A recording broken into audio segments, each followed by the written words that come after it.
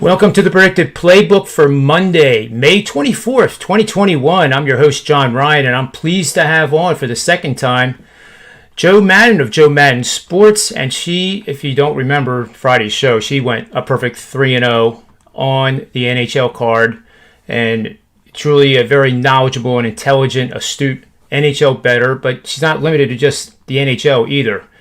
But before we get started, Joe, and I officially welcome you onto the show, I have to mention golf, and anybody who watches my shows knows that the passion I have for the PGA, especially the majors, is, it might be borderline annoying to some, but, the victory by Phil Mickelson becoming, just a historic event. First PGA golfer to win a PGA event in 4 different decades. First guy to do it at the age of 50, the oldest man to ever win a major. And the way he did it and the way he was conducting himself. And at the end, I know a lot of people were probably a little scared with the crowd, just kind of getting all riled up and all around Phil. But that's how Arnold Palmer was back in the day. When I was a little boy, my dad loved that guy. And that's how the fans treated him. And it just goes to show, if a professional athlete really likes his fans and pays attention to them and acknowledges them and thanks them, they're gonna love that player forever. And I think that's exactly what we saw yesterday with Phil. So that was just so incredible just to watch on TV. But anyway, welcome to the show, Joe. Thank you. How are you today? Good. Yeah. I took, as you know, I took Mickelson yesterday. I didn't bet him, before the tournament, because that would have been, I don't know anybody that did.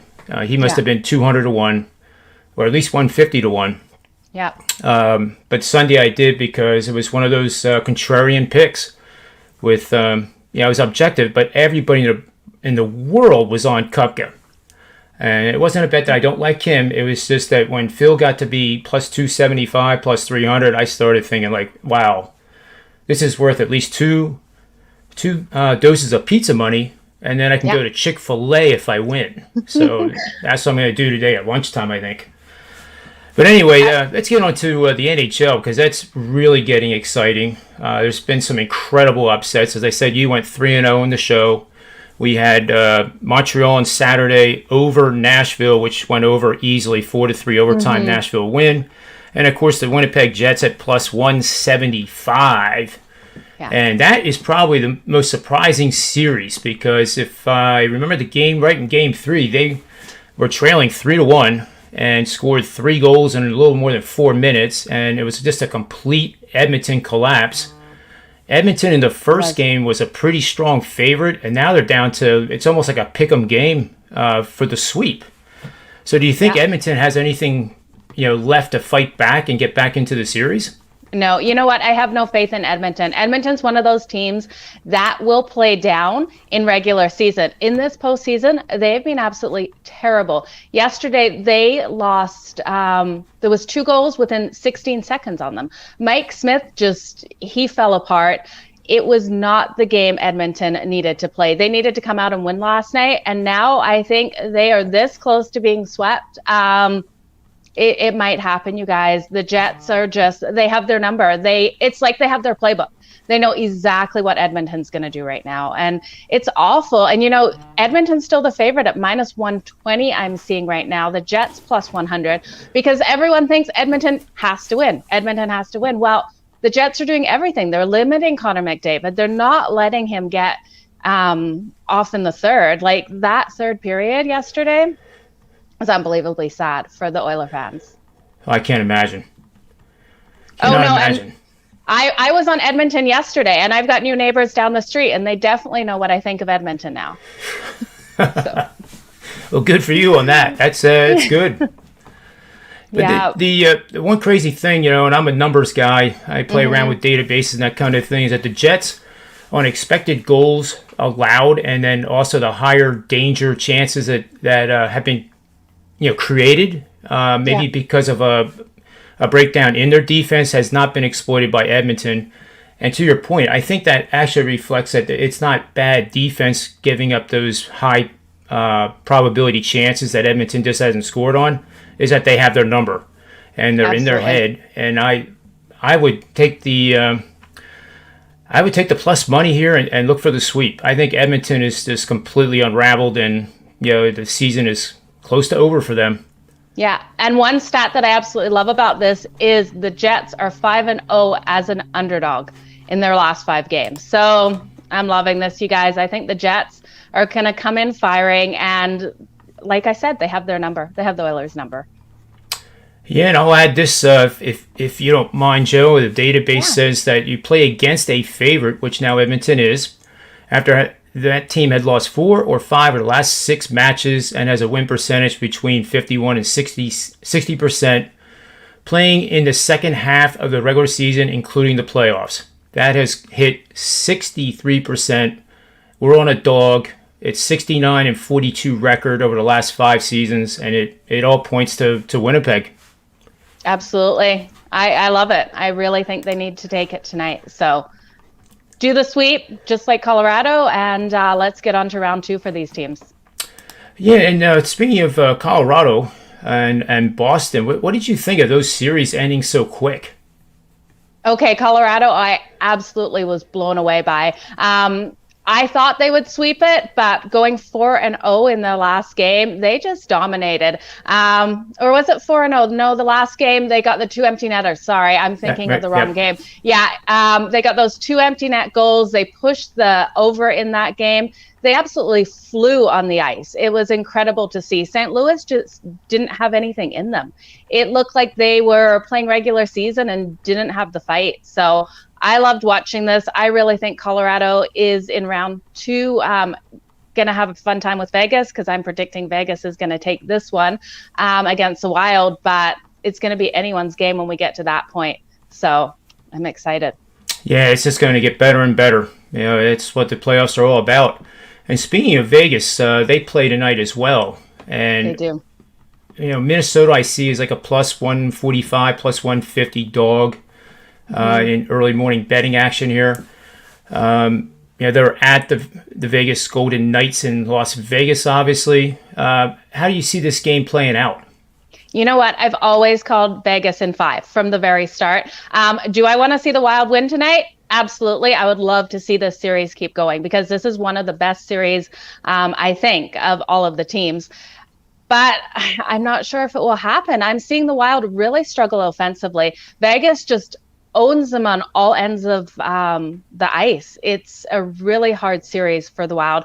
In regular season, the offense really jived, and they had that ability to make those goals, get that puck in the back of the net. But I'm not seeing that happening right now. And Fleury is absolutely outstanding. I think he stopped 35 shots in their last game. And yeah, he's phenomenal. So, and this was a 4-0 game. Yeah, and what's that brings it out in the data too. The data said that Marc-Andre Fleury actually played much better than even the stats indicate, because Minnesota had a lot of great shots on goal, high percentage shooting opportunities in the slot, and just couldn't get it past them. And when that kind of stuff happens, I don't think that is contrarian at all. If I remember right, Minnesota's minus 6.3 goals, lower than their expected outcome, meaning that Fleury has just been off the charts great. So once that goalie gets hot, you and I both know it can go on for all the way to the Stanley Cup. Yeah, exactly. And I see them in the Stanley Cup, I think. Yeah, I really do. It's going to be a hard match with Colorado, but I think with Fleury in net, he is the hottest goaltender out there right now. And with that said, who would you say right now, looking forward, Boston, I would think, has to be pretty impressive ending that series so quickly against Washington. Many bettors thought that was going to be a slugfest for 6 or 7 games. Yeah. And here we are, Boston, ended it very quickly. Do you think they're now the favorite, or is there somebody else that you like better? I do like Vegas. I really do. I think Vegas is a stronger team than Boston. I do like the Bruins, but I don't think that they can take on Vegas. I think Vegas is just the ultimate all-strength team. Yeah, and you can see the chemistry among the units too. Yeah. They don't really lose too much, when they change shifts, and every shift is playing at a pretty high level. Well, not a pretty high level, a really high level. Yeah, absolutely. And I'm looking for Carolina to move forward into the Stanley Cup, because when we look at that division, you winner of Montreal and Toronto, and then Edmonton and the Jets. So it will probably be the Jets, and I would see the Leafs, Toronto Maple Leafs, and Toronto taking that one. But actually, you know what? It could be Tampa too. I like the Lightning over the Panthers, and Carolina and the Lightning will be a phenomenal matchup. So I think that one goes to 7. Yeah, that's interesting. I'm looking at DraftKings odds right now. Avalanche plus 275, Bruins plus 500, Golden Knights 524, Lightning 600, Maple Leafs 674. And then it jumps up to Hurricanes, over 10-1. Okay. So that's interesting to see. Yeah, I think that tells you which teams are being the most popular among the betting public, at least. And I guess I have a question for you, just in the Penguins-Islanders game tonight. What you have on that, if anything? You know what? I think the Penguins look to run away with this one. I think the Islanders have come out pretty flat in some of these games. They haven't started off strong enough. This one is a brawl. These guys fight more than they actually are skating, it looks like. So I think the Penguins will take this. Sidney Crosby is so strong. It's just going to be a great game. Yeah, another veteran in a professional sports coming to the occasion to say that he's not done in many ways. It just seems to be a trend in a lot of the different sports right now. Any other things on tonight's card or tomorrow's card even that you want to share? Not really. I'm really tossing and turning with the Toronto Maple Leafs and the Canadiens game tonight. They're tied 1-1 in this series. I think the Leafs are the favorite. I think tonight they're plus or minus 165, huge favorites, I believe. Yep. So I'm not sure. I really like Carey Price in net for the Canadiens. I could see it being a lower scoring game. Just because he is phenomenal, and I don't know, it's hard to bet against Carey Price. Yeah, it certainly is. I like that lean too, and even though it's a road favorite, I wouldn't be scared of that. It wouldn't keep me off of it. Absolutely. And we're just starting our shows together. Do you watch or study any of the NBA games? I do a little bit of NBA. I love to tease NBA, especially in the playoffs. I find these games are so tight. The bookmakers are so dead on with how these games are going to finish. The Grizzlies, though, got the upset yesterday, I believe. Yes, They did. Yeah, big time. Big time. So I had that in a teaser. I love teasing the numbers and just playing it that way. Yeah, for what that's worth, I think like this. Okay, an 8 seed beat the first seed. What happens next? Well, the first seed usually gets off the canvas and delivers a message.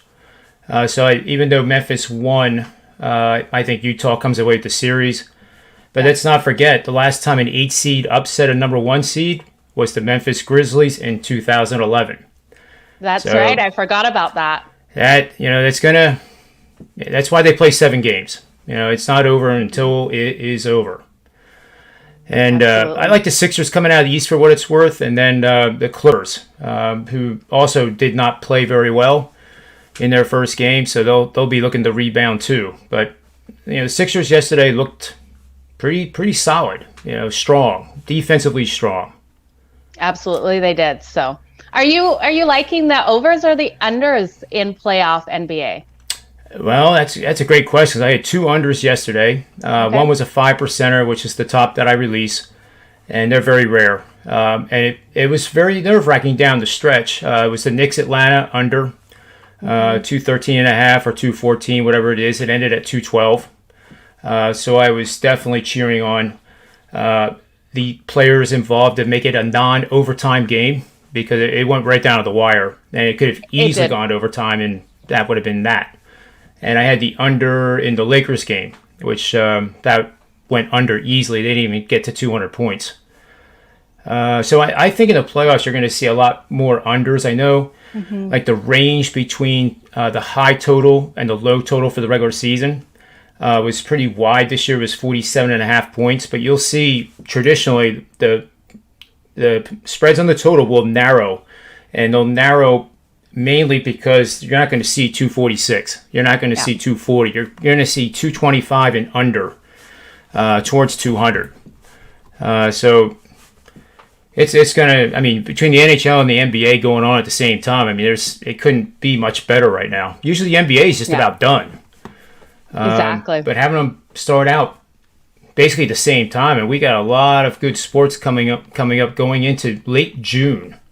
We do. It's absolutely phenomenal. I'm loving it. I've got to get my TV set up outside so I can enjoy the sunshine and watch these games.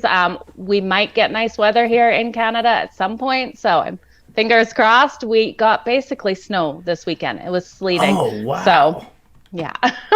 TV in a couple weeks outside. Yeah, we were 90, 91 degrees here outside of Philadelphia, which I was for the weekend, but you know, it's it'll work its way north towards you guys for sure. Absolutely. Well, we're notorious for May long weekend being cold up here. All the campers try to go out, they freeze, they wake up with snow in the morning. It's just a common factor for May long. Everyone knows it. Yep. So anyway, what else? Where can people find you other than at Joe Madden Sports? Well, I'm on Facebook, Instagram, and Twitter, all at Joe Madden Sports, even TikTok. I've got all those accounts. I also have an account on Instagram called The Joe Madden, but I'm transferring all my accounts to Joe Madden Sports. So awesome. Yeah. And make sure you get her stuff, her information. You know, she said that she wasn't decided yet on Toronto, Montreal, but you want to stay in touch to make sure that if she does have a play that you know about it, and you can get on it. Absolutely. I'm going to be doing some more research on the stats of this game because I definitely want to bet on a side of it. I just have to work out which way I'm going. Awesome. And she will be back with us Friday at the same time, roughly between 11:30 a.m. Eastern Standard Time, 11:45.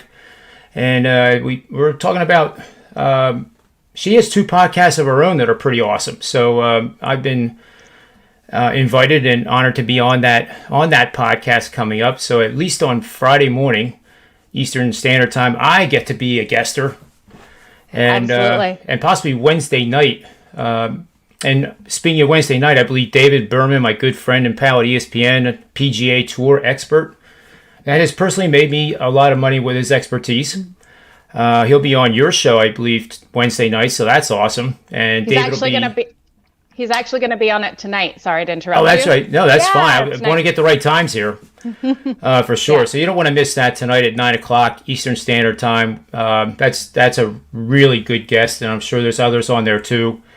Definitely worthwhile information, and it's just going to make you better, you know, period. The more people I talk to during the day, I find myself, you know, coming up with plays that I would not have had, you know, and they win more than they lose. And that's because of other people willing to share like yourself, and it's all great stuff.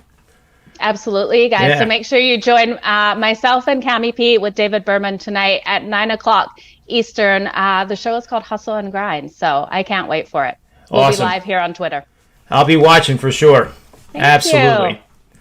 So thanks again for being on the show, Joe. And for Joe, myself, the Predictive Playbook, Wager Talk, and SportsMemo.com, may all the wins be yours.